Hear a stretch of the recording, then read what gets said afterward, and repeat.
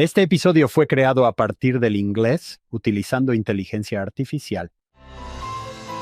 Bienvenidos de nuevo a la segunda parte con el Dr. David Thompson. Números del 11 al 27. Eso nos lleva a números 13 y 14. Y Hank, hablaste de gigantes y saltamontes hace un rato. Los israelitas están cerca de Canaán. Están cerca de la tierra prometida. Dios le dice a Moisés que envíe exploradores, espías, para reconocer la tierra. Eligen a uno de cada tribu, 12 de ellos en total. Me imagino que son personas de confianza. Su juicio va a ser muy valorado. No eran cualquier persona. Estos serán los líderes. Vayan y exploren la tierra. Versículos del 13 al 24, tal vez solo parafraseemos por ahora. Entran, espían la tierra y traen de vuelta su informe. Traen algunas granadas e higos porque la tierra es asombrosa. Hay todo tipo de cosas buenas allí. Fluye leche y miel. Es maravilloso. 10 de esos 12 que entraron allí tienen miedo. Dijeron, el pueblo que habita en la tierra es fuerte. Las ciudades están amuralladas. Lo peor de todo, y como dijiste antes, Chant, hay gigantes allí. Los hijos de Anak son enormes. Y son guerreros. En la NTV, junto a ellos, nos sentíamos como saltamontes. Y convencieron a la mayoría de que tomar la tierra sería imposible. Es genial, pero son saltamontes. Esos son gigantes. No podemos hacerlo. De ninguna manera. No creo que haya forma de que un saltamontes venza a un gigante. Yo solo... Podría ser molesto, pero... Sí, creo que hay un mensaje ahí. Oh, Moisés dice, esta es una metáfora extraña, pero creo que la entiendo. El Señor, Él sabe lo que hay en esa tierra. ¿Por qué los envió allí cuando sabía que volverían con un informe de que esto sería casi imposible? No hay forma de que eso suceda. ¿Por qué hizo eso el Señor? Como científico, algo de lo que me gustaría charlar es, ¿quiere el Padre Celestial que tengamos fe ciega? Volvamos a eso en un segundo, mientras vemos qué sucede a medida que esto se desarrolla entre los hijos de Israel. 2 de los exploradores, Caleb y Josué, vieron lo difícil que parecía, pero no estuvieron de acuerdo con los 10. Intentaron calmar al pueblo, diciendo, vayamos de inmediato a tomar la piedra. Ciertamente podemos conquistarla. Tenían fe en que podían hacer esta cosa difícil. Una mentalidad muy diferente a la de los 10. Simpatizo con los 10, por cierto. Me siento como un saltamontes ahora mismo, sentado aquí con 2 gigantes, Chant y John. Entiendo eso totalmente. A veces se nos pide que hagamos cosas difíciles muy fuera de nuestra zona de confort. Ante el desafío, terminaron convenciendo a la mayoría de la gente. Cometieron, creo, al menos un par de errores fundamentales. Número 1. Se enfocaron en sí mismos y en sus propias insuficiencias, en lugar de enfocarse en Dios, en lugar de confiar en Dios. Es un problema de atención. Ya habían visto milagros. Sabían lo que Dios podía hacer. Perdieron el enfoque. Hank, ¿podrías leer los versículos del 7 al 9? Números 14, del 7 al 9. Estos son Josué y Caleb. Y hablaron a toda la congregación de los hijos de Israel, diciendo, la tierra por donde pasamos para reconocerla es tierra en gran manera buena. Si Jehová se agradare de nosotros, Él nos llevará a esta tierra y nos la entregará. Tierra que fluye leche y miel. Por tanto, no seáis rebeldes contra Jehová, ni temáis al pueblo de esta tierra, porque nosotros los comeremos como Pa 45. Esta gente tiene metáforas curiosas. Son como pan para nosotros. Su amparo se ha apartado de ellos. Jehová está con nosotros, no los temáis. No tengan miedo.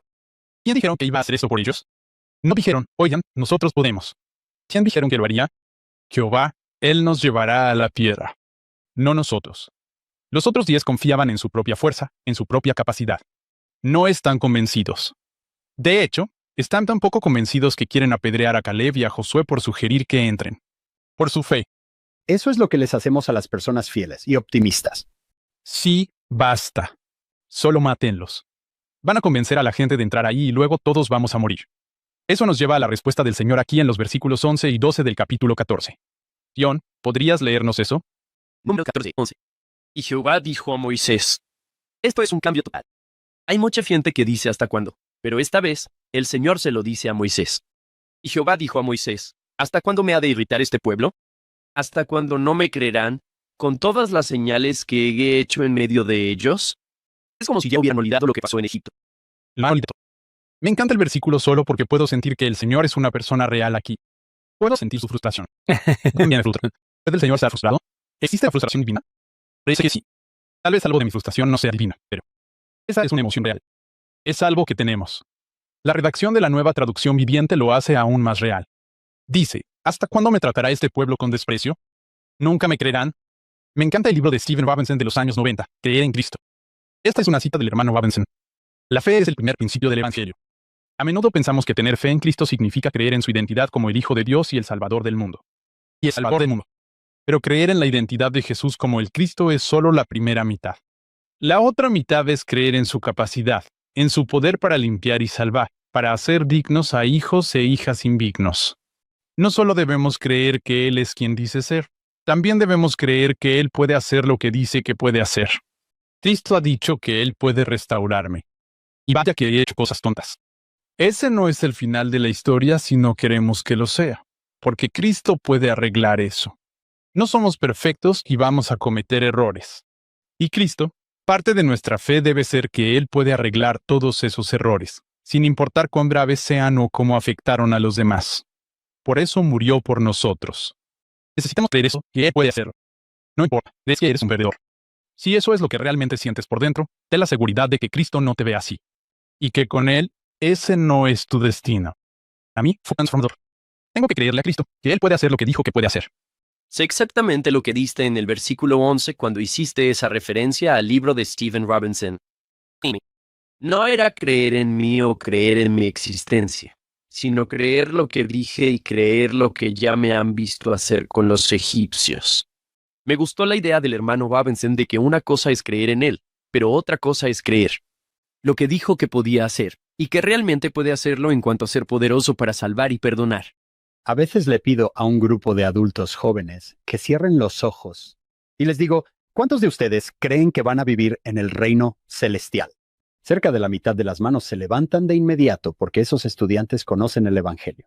Una cuarta parte de las manos se quedan abajo y luego otra cuarta parte duda entre sí y no. Y luego les digo, bajen las manos y hablemos por un minuto. Ustedes van a ir al reino celestial y eso no tiene nada que ver con ustedes. Tiene todo que ver con Él. Luego los llevo a un par de pasajes. Segundo Nefi, capítulo 2. Tú conoces John. ¿Por qué has sido un niño tan bueno? Por causa de la justicia de tu Redentor. Debemos confiar íntegramente en la misericordia, los méritos y la gracia de aquel que es poderoso para salvar. John, ¿puedes apoyarme aquí? Esta es mi obra y mi gloria. Llevar a cabo la inmortalidad y la vida eterna del hombre. Y luego, ¿qué dice él, John, en segundo Nefi 27? Y yo soy capaz de hacer mi obra. Me gusta lo de estar dispuesto y ser capaz. Hacemos el convenio de estar dispuestos, lo cual significa que nuestra intención es buena, pero fallamos. Pero Él es capaz. ¿Cuál es la canción que cantamos? Somos débiles, pero tú eres capaz. Es lo mismo. Sé que citamos mucho este discurso, John, y es porque lo queremos mucho e hizo un gran trabajo. El discurso más descargado en BYU Speeches es uno llamado Mi gracia es suficiente, del Dr. Brad Wilcox. ¿Puedo compartirles un par de ideas al respecto? Si alguien por ahí no lo ha leído, tiene que ir a escucharlo y leerlo. Aquí hay una analogía que Brad ofrece. El acuerdo de Cristo con nosotros es similar al de una madre que paga clases de música para su hijo. Mamá le paga al profesor de piano. Como mamá paga la deuda por completo, puede dirigirse a su hijo y pedirle algo. ¿Qué es? Práctica. ¿La práctica del niño le paga al profesor de piano? No. ¿La práctica del niño le reembolsa a mamá lo que pagó al profesor? No. Practicar es como el niño muestra agradecimiento por el increíble regalo de mamá. Es como aprovecha la gran oportunidad que mamá le da para vivir su vida a un nivel superior. La alegría de mamá no está en que le paguen, sino en ver su regalo usado, ver a su hijo mejorar. Y por eso ella sigue pidiendo práctica, práctica, práctica. Del mismo modo, como Jesús ha pagado a la justicia, ahora puede decirnos, sígueme, guarda mis mandamientos. Si vemos sus requisitos como algo excesivo, tal vez sea porque no lo vemos a través de los ojos de Cristo. Aún no hemos comprendido lo que Él está tratando de hacer de nosotros.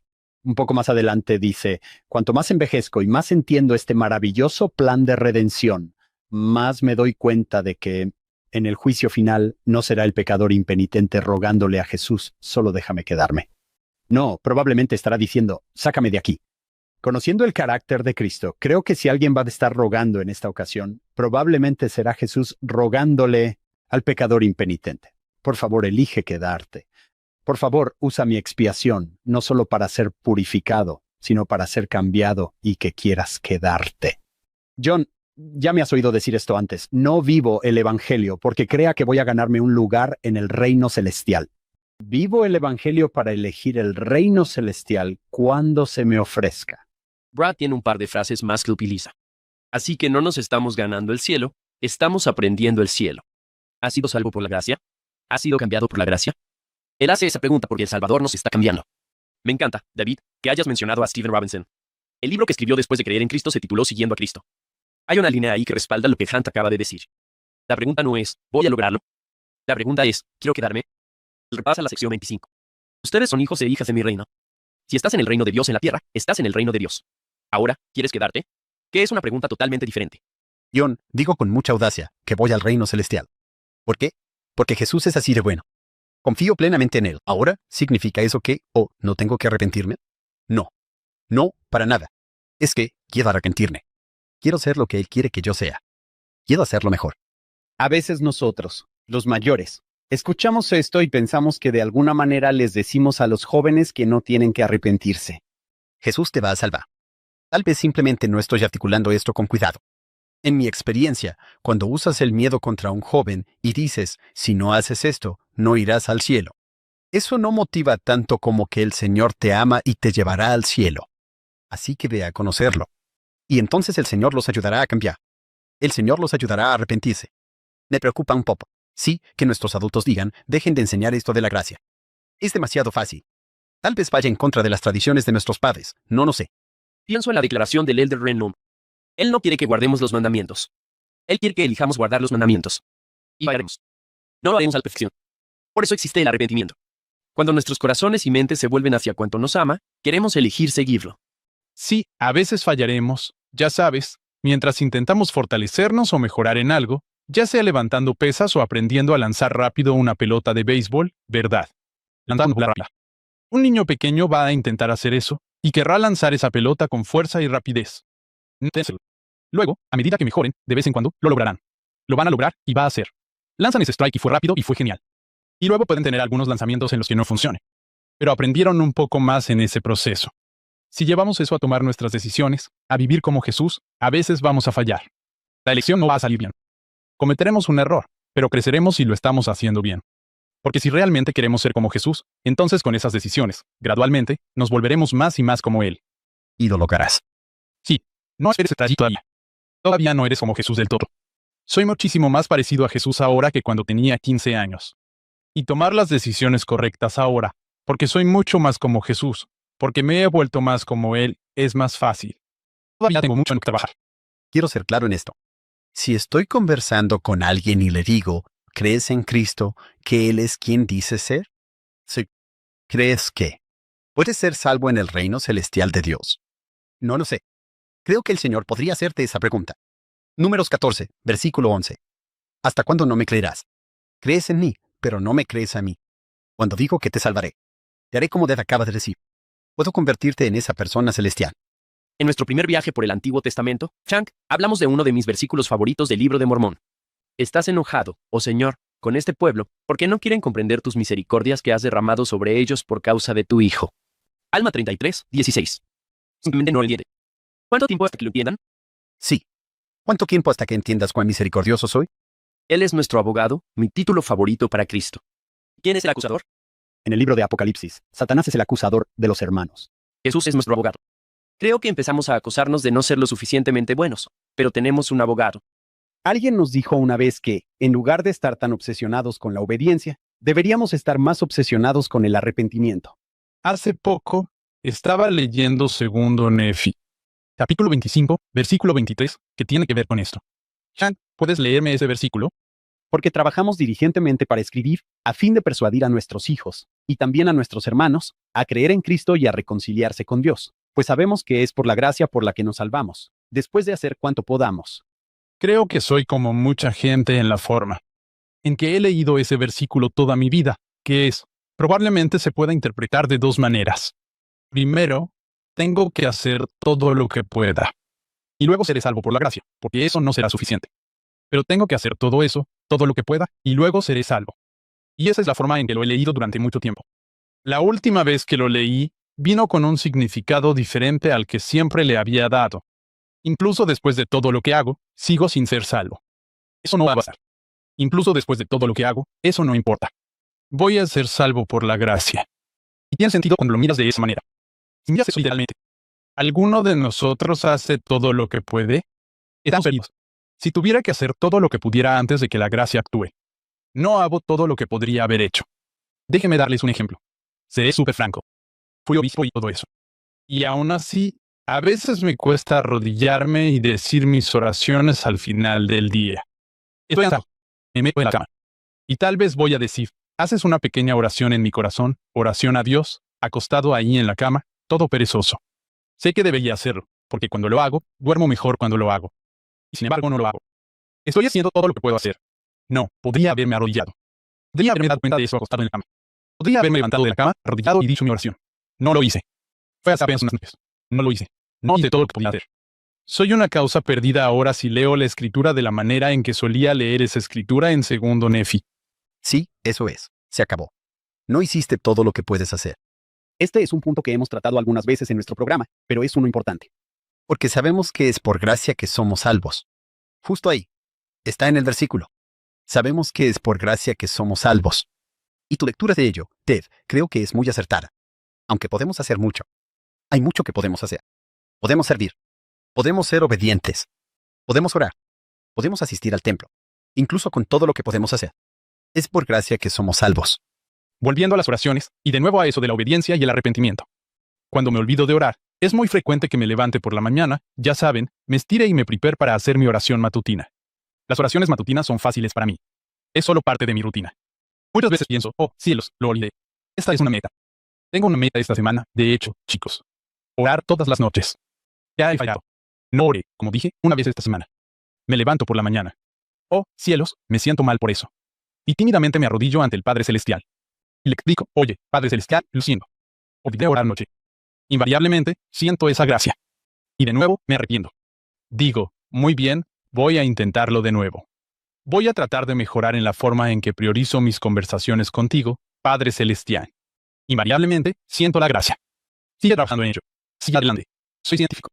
Y creo que hay un obstáculo que, de nuevo, volviendo a nuestros gigantes y saltamontes y las terribles perspectivas de tener que ir a matar gigantes cuando eres un saltamontes.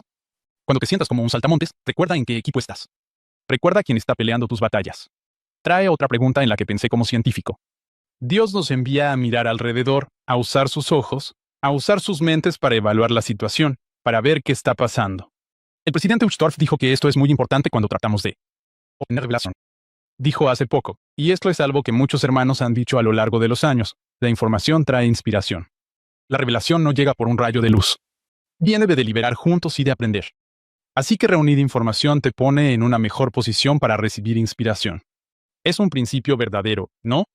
Bueno, Dios envió allá en números. Envió a esos exploradores a la tierra para reunir información. Hicieron observaciones. Y de nuevo, fueron, miraron, hicieron una evaluación de lo que estaba pasando en esa piedra. Evaluaron si ellos, los hijos de Israel, serían capaces de entrar allí y salir victoriosos. Regresan y habiendo pensado en esto, habiéndolo evaluado con sus propios ojos, habiéndolo visto, y el Señor entonces se vuelve y les dice, olviden lo que vieron. Olviden lo que observaron. No es importante. ¿Por qué les dijo que fueran a mirar cuando de todos modos les iba a decir que lo hicieran? Aunque sus mentes no les dijeran que esa era una buena opción. ¿Quiere que lo sigamos a ciegas? Al contrario, creo que Dios quiere que sepamos exactamente qué está pasando. Cuando se nos pide que hagamos algo muy difícil, Él quiere que entendamos que Él puede hacerlo. Y fue Él quien lo hizo. Y eso refuerza esa lección de fe. Sabíamos cuál era la situación. Entonces, si le crees al Señor, Él entrará y hará que suceda. Entonces, ¿qué pasa con fe? Entonces, ¿qué pasa con tu disposición a creerle al Señor en el futuro? No lo veo como fe ciega en absoluto. El Padre Celestial quiere que ejerzamos una fe que abarque no solo lo que nuestros ojos y oídos nos dicen, sino que también quiere que incluyamos lo que hemos aprendido a través de nuestros sentidos, experiencias y observaciones espirituales. Esto me lleva a esta idea de la fe y la ciencia. Para mí, hay un conflicto imaginario entre la fe y la ciencia. De hecho, veo un engranaje perfecto entre la fe y la ciencia. Sin embargo, este conflicto percibido es un gran obstáculo para mucha gente. Y conozco personalmente a personas para quienes ese obstáculo, lamentablemente, ha destruido su fe. Creo que nos metemos en problemas cuando damos demasiado peso a la evidencia de nuestros ojos y oídos. Y no es suficiente a nuestra intuición igualmente válida, a nuestra capacidad igualmente válida de sentir el Espíritu. Las impresiones del Espíritu Santo. Por otro lado, creo que a veces es un error no dar peso a la observación científica. De nuevo, para mí ambos son completamente compatibles. El presidente Nelson dedicó nuestro edificio, digo nuevo, pero ya no lo es tanto, allá por el 2014 o 2015. Esto es lo que el presidente Nelson enseñó en esa dedicación. Él dijo, toda verdad es parte del Evangelio de Jesucristo. Ya sea que la verdad venga de un laboratorio científico o por revelación del Señor, todo es compatible. Toda verdad es parte del Evangelio sempiterno. No hay conflicto entre la ciencia y la religión. El conflicto solo surge de un conocimiento incompleto de la ciencia o de la religión, o de ambas. Esta es una trampa en la que caen algunas personas. Sé que hay bajas espirituales cuando este conflicto persiste. Sé que así fue cuando yo estaba en el seminario. Me preocupa cuando un maestro de escuela dominical o de seminario bien intencionado enseña como verdad del Evangelio algo sobre lo que la Iglesia no tiene una postura. Por ejemplo, la evolución. En otras palabras, como el Señor creó la piedra. ¿Cuál es la doctrina clave? El Señor creó la piedra. Esa es la doctrina central de la que necesitamos tener un testimonio. ¿Cómo lo hizo? No lo sabemos. La Iglesia no tiene una postura al respecto. Eso es súper importante de recordar. No importa quién tenga razón en esto. Es que no lo sabemos. Ese es un problema en el que creo que científicos como yo caemos en la trampa. Estudiamos algo tan a fondo que, de repente, creemos que realmente sabemos que así son las cosas. El problema es que no lo sabemos. Y la ciencia misma, tenemos que recordar eso. Si uno no es científico, a veces se vuelve confuso. La ciencia no pretende demostrar casi nada. La ciencia no prueba las cosas muy bien. Acumula evidencia a favor o en contra. Puede refutar algunas cosas en áreas muy específicas y limitadas. Puedo hacer un experimento y, bajo ciertas condiciones, puedo decir si el fármaco A protege al músculo de la degradación. Puedo ver eso. Puedo hipotetizar. Sí, creo que esto lo va a proteger. Puedo hacer mi experimento y rechazar esa hipótesis o decir, o sí, parece que sí, tal vez sí lo protege. Pero la ciencia no pretende llegar realmente a la verdad muy a menudo. Incluso cuando lo hace, cuando tenemos una ley científica, a veces necesita ser revisada. Por ejemplo, hay una ley científica, se llama conservación de la masa, como se conocía anteriormente. Aquí también encaja un poco con los principios del Evangelio. No se puede crear ni destruir la masa. No se puede. Solo se convierte de una forma a otra. Eso se consideró una ley absoluta durante mucho tiempo hasta que, no soy físico, así que podría arruinar algunos detalles aquí, pero en general, la idea es correcta. Einstein llegó y se dio cuenta de que en las reacciones nucleares se puede convertir la masa. Puedes deshacerte de la masa, se convierte en energía. Esa ley que se suponía sólida tuvo que ser ajustada solo un poco. Ahora hablamos de la conservación de la masa-energía en lugar de la conservación de la masa. Los científicos deben recordar que realmente no llegamos a la verdad absoluta en la ciencia. Y eso es importante. A veces, si no eres científico, oyes a la gente decir cosas como que la ciencia ha probado esto o aquello. El punto es que tenemos este conflicto que a veces se inventa entre la ciencia y la fe. No estoy en contra de entrar en detalles. Creo que la evolución fue, ya saben, Dios creó la Tierra a través de principios evolutivos. Y puede que ustedes estén de acuerdo o no con eso, pero creo que lo importante es que no tomemos cosas así y las presentemos con un fervor de testimonio igual a ese fervor de testimonio con el que testificamos de Cristo, o que los profetas son los portavoces de Cristo en la tierra, o que el libro de Mormón es verdadero. Las partes centrales del Evangelio. Asegurémonos de que esté claro. Conozco a un par de personas que crecieron en la iglesia firmes. El problema es que si te han enseñado que algo como la evolución, podrían ser muchas cosas, está mal, con el mismo fervor con que el Evangelio es verdadero, ¿qué le pasa a ese estudiante cuando llega a la universidad y se enfrenta a una enorme evidencia de que ese punto que dijo el maestro de seminario no es cierto? Si todo eso se ha mezclado en el mismo testimonio, Jesucristo vive, el libro de Mormón es verdadero y la evolución es del diablo, ahora ese estudiante va a tener un gran problema. Van a tener una crisis de fe. Asegurémonos de obtener un testimonio fuerte de la esencia del Evangelio. Indaguemos un poco en los detalles si queremos. A veces es divertido. Solo asegurémonos de que hay cosas que aún no sabemos con certeza, tanto en el lado científico como en el lado espiritual. Repito, la ciencia y la fe son 100% compatibles, y me encanta Alma 32. Ahí es donde aprendemos sobre la semilla de Alma, donde nos pide hacer un experimento con la fe. Me encanta ese capítulo porque eso es exactamente lo que deberíamos estar haciendo. Creo que deberíamos hacerlo temporalmente, mientras intentamos aprender sobre el mundo que nos rodea. Es el mismo proceso cuando lo hacemos espiritualmente. Nuestra fe crece de la misma manera que crece nuestro conocimiento científico. Dijo Alma. Dijo, con respecto a la fe no es tener un conocimiento perfecto de las cosas. Por tanto, si tenéis fe, tenéis esperanza en cosas que no se ven y que son verdaderas. Y la simple fe es asombrosa. Eso es algo grandioso. Luego dijo, como dije, con respecto a la fe, no es un conocimiento perfecto. Así también con mis palabras, no podéis saber de su certeza al principio hasta la perfección, así como la fe no es un conocimiento perfecto. Pero he aquí, si despertáis y activáis vuestras facultades, eso podría incluir sus ojos, podría incluir sus oídos, ciertamente incluye su cerebro, y probablemente incluye algunos otros sentidos que no asociamos clásicamente con nuestro cuerpo, nuestros sentidos espirituales.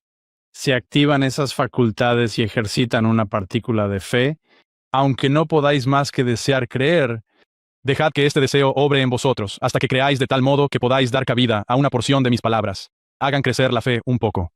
Luego habla de plantar la semilla. Planten esa semilla de fe en su corazón y luego observen. Miren lo que sucede. Presten atención. Vean qué le sucede a esa semilla. Asegúrense de seguir el protocolo experimental. Tienen que hacerlo de la manera correcta. Luego observen y vean. ¿Crece la semilla? Si crece, entonces saben que es una buena semilla. Si no, deséchenla. Hagan el experimento de la manera correcta. Sigan el protocolo experimental. Entonces sabrán si la semilla es buena o no. Así es como crece nuestra fe. Él nos dice que en algún momento su conocimiento será entonces perfecto. Ahora ya saben. Ahora saben que esa semilla era buena. Su fe está inactiva. Ya no necesitan la fe porque tienen conocimiento. Eso es lo que queremos hacer. Es el mismo proceso. Amo la ciencia. Amo aún más mi fe. Aprendan todo lo que puedan con sus ojos, oídos y mente. Vayan a explorar la Tierra. Obtengan una evaluación de cuál es la situación y su mejor valoración de ella. Es tan importante que nunca deberíamos dar mayor peso en nuestra toma de decisiones a la percepción limitada por lo mortal que a la verdad aprendida eternamente y obtenida espiritualmente. Esa creo que es la clave. Debemos buscar la ciencia con todas nuestras fuerzas. Solo debemos asegurarnos de no dejar que eso eclipse conclusiones igualmente válidas e igualmente meditadas en ese proceso. Bien dicho. Creo que usted y el Elder Talmage, el Elder Widsoe, Eyring, el padre del presidente Eyring, mucha gente buena de la que, ya sabe, he aprendido.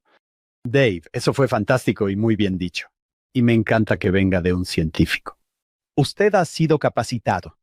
Enseña en lo que creo que es una universidad muy prestigiosa que realmente espera mucho de sus estudiantes. Recuerdo que un estudiante vino a mí una vez y me dijo, realmente estoy sufriendo. Estoy leyendo el libro de Génesis en mi clase de religión, y estoy aprendiendo sobre la evolución en mi clase de biología, y estoy sufriendo. Hablamos un momento y recuerdo que llegamos a una pequeña conclusión. Deja que la ciencia te enseñe el cómo, deja que las escrituras te enseñen el por qué, y él se sintió bien con eso. Dave, antes de dejarte ir, ¿hay algo más de esta lección que debamos ver? Sí, una más. La historia de números que más destaca es la de Balaam y su asna. Realmente me trajo algunos pensamientos importantes y profundos que se remontan y conectan con lo que hemos estado hablando sobre la gratitud y nuestra relación con los demás. Israel llega a las llanuras de Moab, y el rey de Moab, llamado Balac, tenía miedo porque Israel, ahora de nuevo, ya no se sienten como langostas. Han ido y masacrado a los amorreos que los habían atacado, y Balac tiene miedo porque ahora le preocupa tener a Israel sentado allí mismo. Son muchos, y él está convencido de que tienen al Señor con ellos. Envía mensajeros con dinero a Balaam para intentar convencerlo de que pronuncie una maldición sobre Israel. Así que este tal Balaam no es israelita, pero se presenta en las Escrituras como un profeta. Es alguien que habla con el Señor y el registro de las Escrituras lo respalda. Balac piensa que si Balaam viene y maldice a los israelitas, entonces podrá derrotarlos. Así que estos mensajeros van a ver a Balaam para convencerlo. Llevan dinero. Y el mensaje que Balac envió a Balaam fue, «Ven pues ahora, te ruego, maldíceme a este pueblo porque es más fuerte que yo». Este pueblo, los israelitas. Quizá yo pueda herirlos y echarlos de la tierra.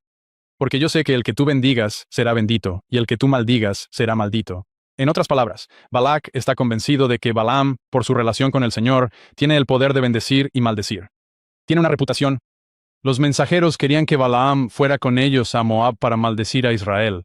Balaam, a su favor, les dijo que se quedaran esa noche y que les diría por la mañana si lo haría o no. Y va y consulta con el Señor. Durante la noche, Dios visita a Balaam. En la versión Reina Valera, dice que Dios le dijo a Balaam, no vayas con ellos. No maldecirás al pueblo porque bendito es. Balaam va con los mensajeros y les dice, lo siento, no puedo hacerlo, no iré con ustedes, ellos se van, regresan con Balac. Balac les dice que vuelvan con Balaam. Creo que decía que tal vez con más dinero. Ya saben, ofrézcanle más dinero, traigámoslo aquí para que maldiga a Israel, así que regresan.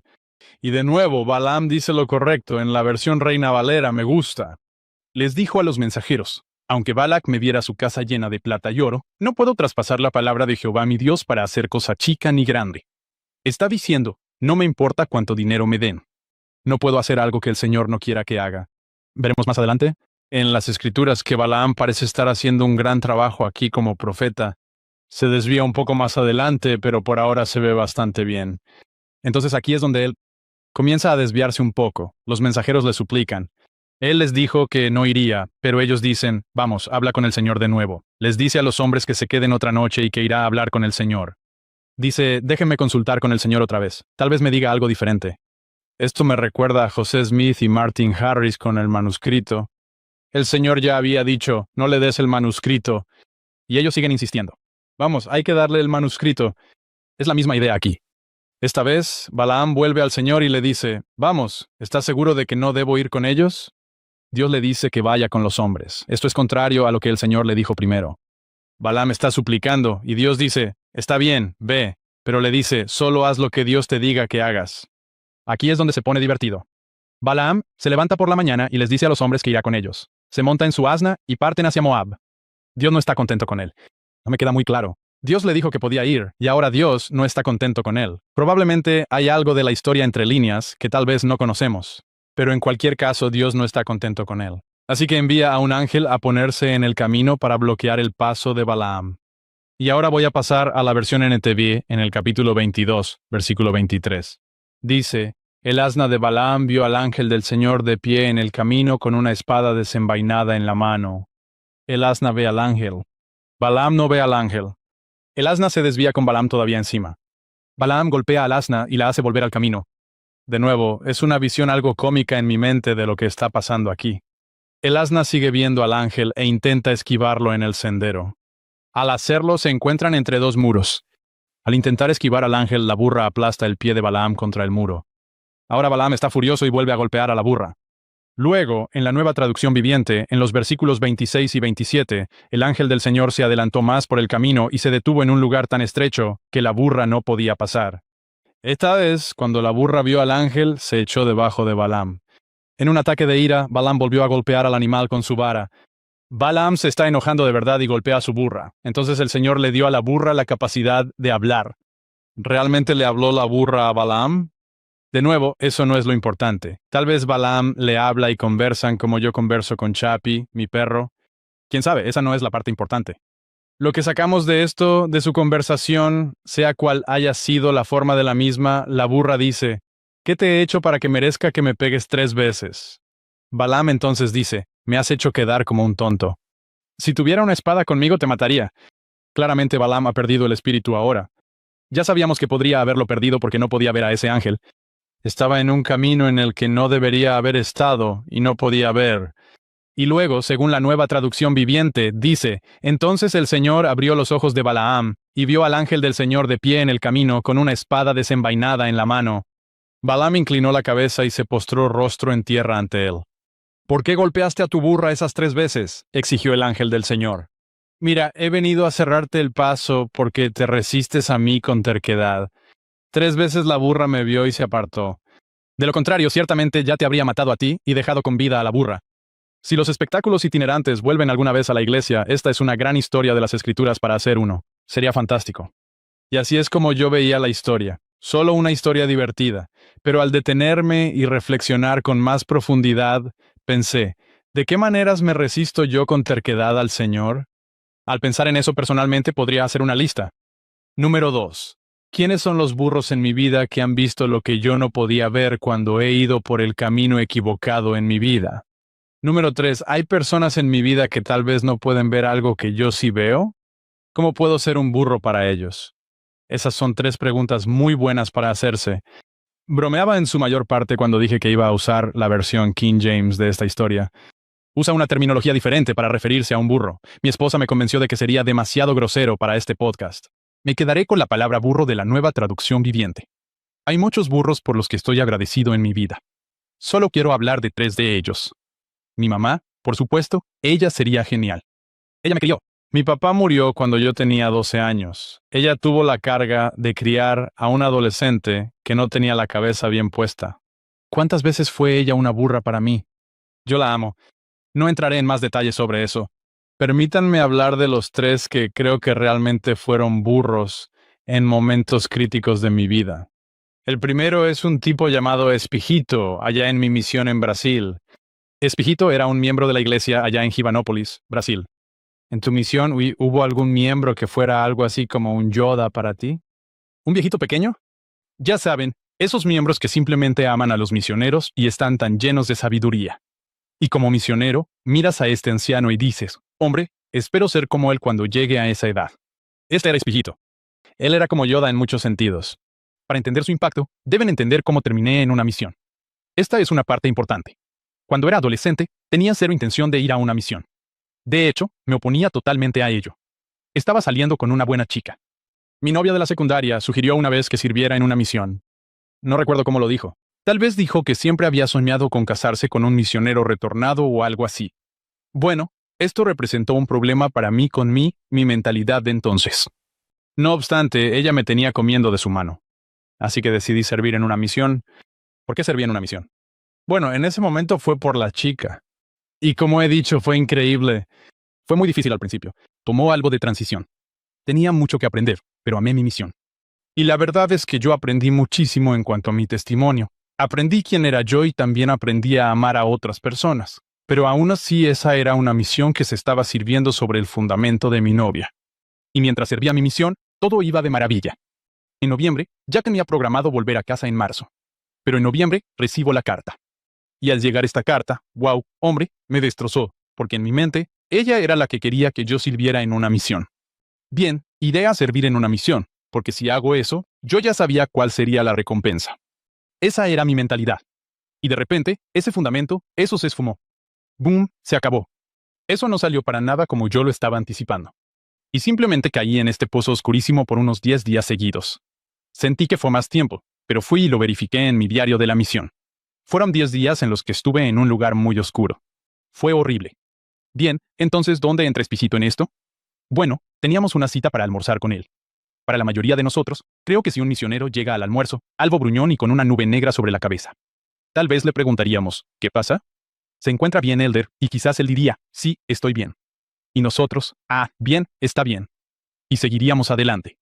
Le daríamos de comer. Ese sería el fin de la historia. Pero no con Espijito. Él dejó a su compañero con su hijo. Creo que era presidente de rama en ese entonces, y me llevó al patio y me sentó. Y tuvimos una charla como de 30 minutos a una hora. No lo sé. Fue una charla larga. Él me sentó. Vio que yo iba por el camino equivocado. Él pudo ver que yo no estaba en el camino correcto. Me rodeó con su brazo mientras yo lloraba. Fue tan bueno. No recuerdo lo que dijo. Lo que sí recuerdo es que me levanté. Y puedo decirles que la diferencia cuando entré en esa casa y después de esa charla con Espijito, él pudo ayudarme a mirar al Salvador. Él me dejó ver al ángel. Cuando terminamos, salí de su casa con un nuevo compromiso con el Señor. Fue milagroso para mí. Si tuviera que elegir un momento en el que volví a nacer, sería justamente ese. Vaya, estoy agradecido con Espijito. Debe haber muerto hace mucho tiempo. Ha pasado mucho tiempo desde que serví allí. No puedo recordar su apellido. Su hijo se llama Elson, si mal no recuerdo. Elson, si por casualidad estás escuchando esto en portugués o algo así, llámame. Me encantaría. Pero Espijito, hombre, qué impacto. Él fue para mí un mega burro. Él me puso en el camino correcto. El presidente Oaks dijo, en su nuevo libro, dice, se nos desafía a avanzar por un proceso de conversión hacia ese estado y condición llamado vida eterna. Esto se logra no solo haciendo lo correcto, sino haciéndolo por la razón correcta, por el amor puro de Cristo. Así es exactamente como me sentí en mi misión. Hacía muchas cosas realmente buenas, pero no las hacía exactamente por la razón correcta. Tal vez era una buena razón. Creo que si vamos al Elder Oaks y lo bueno, mejor y excelente. Pero no era la mejor razón, y no era en la que debía haberme enfocado. No tenía mis ojos puestos en Cristo. Espijito, hombre, esa será una reunión en el cielo que espero con muchísimas ansias. Vaya, ese hombre. ¿Saben qué es lo malo? No sé si alguna vez se lo expresé realmente muy bien. Lloré frente a él. Para mí en ese tiempo fue como, oh, tengo que ir a esconderme. No quiero volver a hablar con él. Fue vergonzoso. Vaya, quiero mucho a Espijito. Ese fue el burro número 1 para mí. El obispo Walker en Carolina del Norte. Llegamos allá y estábamos casados. Termino mi maestría y nos vamos a Carolina del Norte por un doctorado. Éramos algo así como del 85%, o sea, es domingo por la mañana. Despertamos. Hay 85% de chance de ir a la capilla. Si estamos cansados, no vamos. Serviremos. Haremos todas las cosas, pero quizá no estamos totalmente comprometidos aún. Vaya, el obispo Walker en Greenville, Carolina del Norte. Estoy tan agradecido con él. Él vio algo en mí que yo no veía en ese momento. Yo me veía como alguien del 85%, lo cual es bueno. Eso no está mal. Está bien. Él vio algo más. Me llamó para ser presidente de hombres jóvenes, me llamó al obispado. Yo era joven. Era simplemente alguien a quien miraba y pensaba, él ve la vida de la manera en que debe verse. Y yo quería ser como él. Eso fue increíble. El obispo Walker fue increíble. Mi tercer burro, y esta es la superestrella de todos los burros en mi vida, y esa es Kendra, mi esposa. La amo tanto, aunque somos tan diferentes y a veces chocamos y tenemos ideas distintas. Tiene una fuente infinita de perdón y paciencia, y simplemente sigue amándome. Ella ha sido capaz de ver tantas cosas en mi camino que yo no podía ver. De nuevo, eso se reduce a que somos realmente diferentes. Soy un tipo muy de la letra de la ley. Ella es una chica muy del espíritu de la ley. Es una muy buena pareja porque ella me ha ayudado a crecer muchísimo. Me ha enseñado tanto sobre la caridad. Mi bendición patriarcal decía que tenía que enfocarme en la caridad. Y mirando atrás, ese patriarca no me conocía en absoluto. No pudo haber dado en el clavo mejor de lo que lo hizo. Kendra me ha ayudado a aprender la caridad. Y espero haber sido un burro para ella también ayudándola en el camino. Esta es la conversación más graciosa. Así que el mensaje para llevar de Balaam aquí. Habrá burros en tu vida.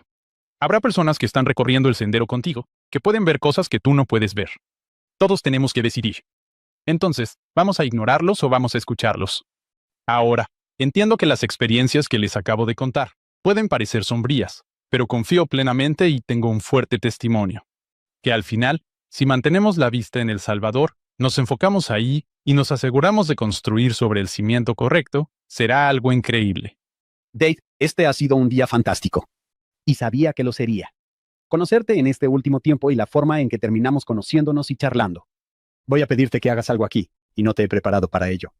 Me gustaría darte una cita de uno de mis burros. Es una forma muy rara de hablar, pero uno de mis burros, John, tú eres uno de mis burros, para que lo sepas. El presidente Hinckley dijo en una ocasión, la fe es como el músculo de mi brazo. Si lo uso, si lo nutro, se fortalece. Hará muchas cosas. Pero si lo pongo en un cabestrillo y no hago nada con él, se volverá débil e inútil. Él dijo, esta es mi oración por todos nosotros. Señor, aumenta nuestra fe. Dave, tú y yo hablamos de antemano.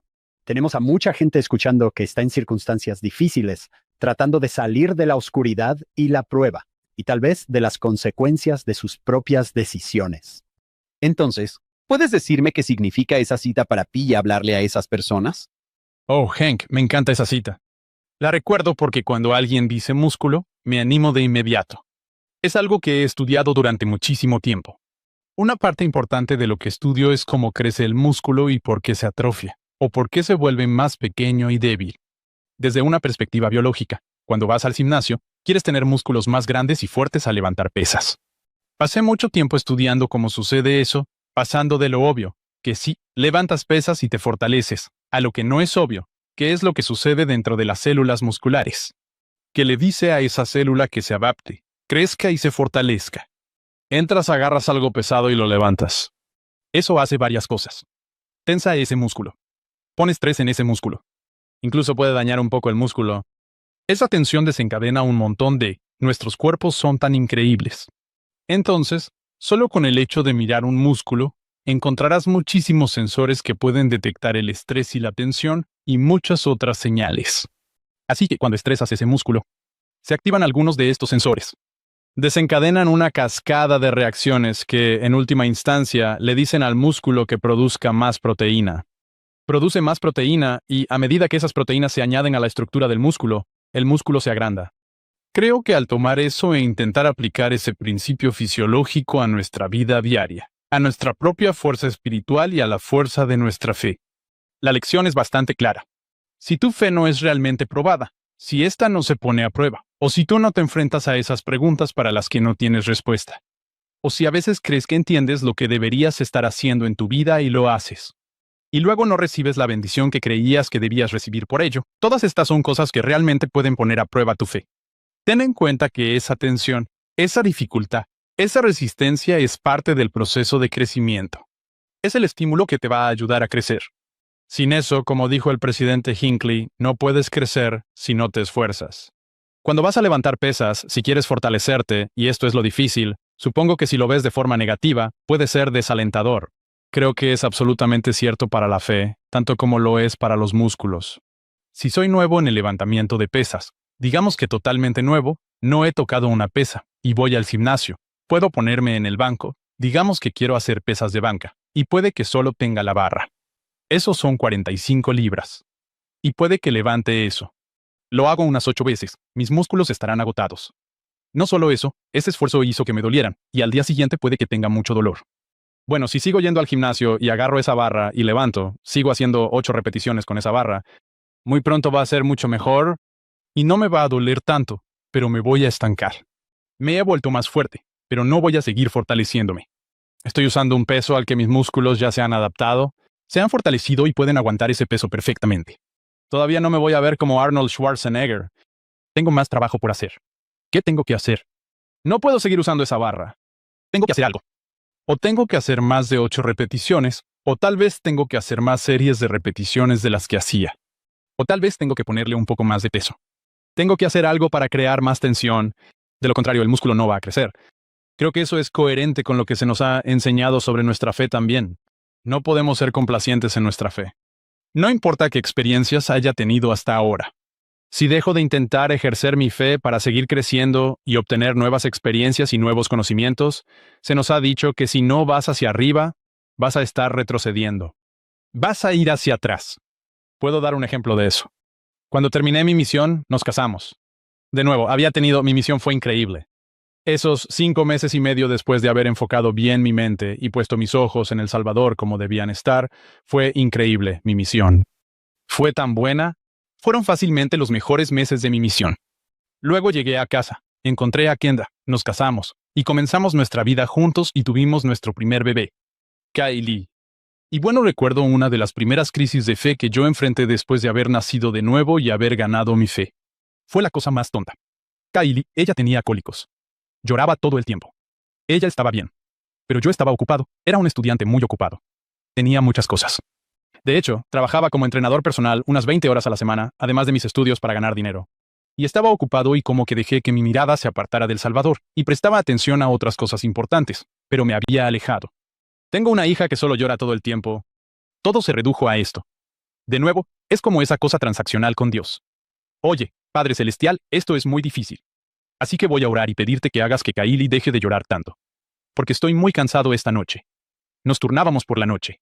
A veces le toca a Kendra estar despierta. A veces me toca a mí estar despierto. Es mi turno de estar despierto y estoy súper cansado. Y Kylie está llorando. Y oye, Padre Celestial, hagamos algo al respecto. Es como preguntarle a alguien en el gimnasio, ¿puedes cargar este peso?